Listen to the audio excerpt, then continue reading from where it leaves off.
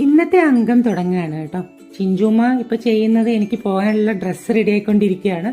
ചിഞ്ചുവിനാണ് അതിന്റെ ഡ്യൂട്ടി. ചിഞ്ചു അത് വളരെ ഭംഗിയായിട്ട് നിർവഹിച്ചു. ചിഞ്ചുമ്മയാണ് കേട്ടോ എൻ്റെ ഓൾ ഇൻ ഓൾ എന്ന് പറയുന്നത്. അങ്ങനെ നേരെ പോകുന്നത് മലപ്പുറത്തേക്കാണ്. നല്ല വിശപ്പുണ്ടായിരുന്നു രാവിലെ തന്നെ. ഒരു 9:30 ഒക്കെ ആയ സമയത്ത് വീട്ടിൽ നിന്ന് ഇറങ്ങി നേരെ പോയത് മാധവേൻ്റെ ചായക്കടയിലേക്കാണ്.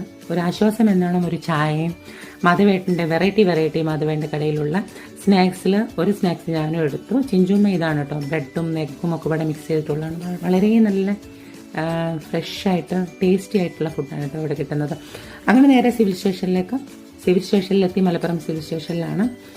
NHMൻ്റെ ഓഫീസിൽ നമ്മളെ ഹെൽത്തിൻ്റെ ഒരു സെൻസസിൻ്റെ ഭാഗമായിട്ട് കമ്മ്യൂണിറ്റികളുടെ എല്ലാ കമ്മ്യൂണിറ്റികളും ഒരുപാട് പേര് അവിടെ എത്തിയിട്ടുണ്ടായിരുന്നു. ഭാഗമായിട്ടാണ് ഞാൻ വന്നത്. അങ്ങനെ അവിടുത്തെ മീറ്റിങ്ങും കാര്യങ്ങളൊക്കെ കഴിഞ്ഞു. അവിടുന്ന് നേരെ എല്ലാവരുമായിട്ട് സംസാരിച്ചു. ഞാനും അതിൻ്റെ ഭാഗമായിട്ട് ജോയിൻ ചെയ്തു. മോനിഷ, അങ്ങനെ കുറേ പേരുണ്ടായിരുന്നു. അങ്ങനെ നേരെ പോയത് കളക്ടർ അടുത്തേക്കാണ്. നമ്മൾ കഴിഞ്ഞൊരു മീറ്റിങ്ങിൻ്റെ ഭാഗമായിട്ട് നടന്നതിൻ്റെ ഒരു ഫോളോ അപ്പ് എന്നോണം കളക്ടറെ കണ്ടു. വിനോദ് സാർ ഭയങ്കര കമ്മ്യൂണിറ്റികളുടെ ഒക്കെ വിഷയങ്ങളിലൊക്കെ ഭയങ്കര സപ്പോർട്ടാണ് കേട്ടോ. അങ്ങനെ അവിടുന്ന് ഉച്ചയ്ക്കത്തെ ഭക്ഷണവും കഴിഞ്ഞു. നേരെ പോയത് നവജീവനിലേക്കാണ്. മലപ്പുറത്ത് വന്നു കഴിഞ്ഞിട്ടാണെങ്കിൽ എന്തായാലും നവജീവനിൽ വന്നിട്ടേ ഞാൻ പോകാറുള്ളൂ. ഇവിടുത്തെ അച്ഛന്മാർക്കൊക്കെ ഞാൻ വരുന്നത് ഭയങ്കര സന്തോഷമുള്ള കാര്യമാണ്. ഞാൻ മുന്നത്തെ വീഡിയോയിൽ പറഞ്ഞിട്ടുണ്ടായിരുന്നു. അപ്പോൾ അവരുടെ സന്തോഷമാണ് എൻ്റെയും സന്തോഷം.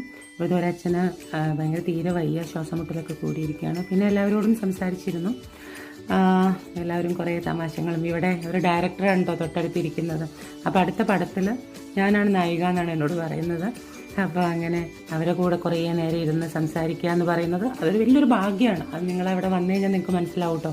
കാരണം അവരുടെ കുറേ അനുഭവങ്ങളും അവരുടെ ജീവിതാനുഭവങ്ങളും അവരുടെ ഇപ്പോഴത്തെ സന്തോഷങ്ങളൊക്കെ നമ്മൾ കേട്ടറിയാന്ന് പറയുമ്പോൾ എന്താ പറയുക, നമ്മളുടെ ഒരുപാട് വിഷമങ്ങൾ നമ്മൾ മറക്കും.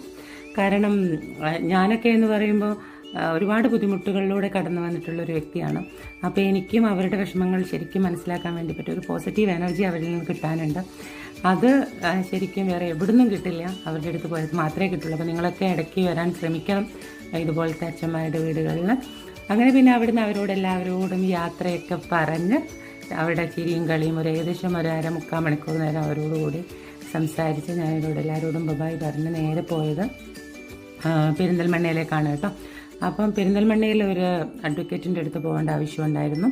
അങ്ങനെ അവിടെ പോണ വഴിക്ക് നല്ല വിശപ്പായതുകൊണ്ട് ഒരു ഷവർമയും ഇതൊക്കെ അങ്ങാടിപ്പുറത്തുനിന്ന് കഴിച്ചു. അത് കഴിഞ്ഞ് കുറച്ച് കഴിഞ്ഞപ്പോൾ എനിക്ക് 2-3 ദിവസമായിട്ടൊരു ഗ്യാസ്ട്രോയുടെ കുറച്ച് പ്രശ്നങ്ങളുണ്ടായിരുന്നു. അത് തൊട്ടടുത്തുള്ള ഒരു ഹോസ്പിറ്റലിൽ തന്നെ കാണിച്ചു. അവിടുന്ന് ഒരു ഇഞ്ചക്ഷനൊക്കെ എടുത്തു. അവിടുന്ന് അവരുടെ കൂടെയൊക്കെ സെൽഫിയൊക്കെ എടുത്ത് തിരിച്ച് ചിഞ്ചു പറഞ്ഞു നമുക്ക് പെരുന്തൽമണ്ണ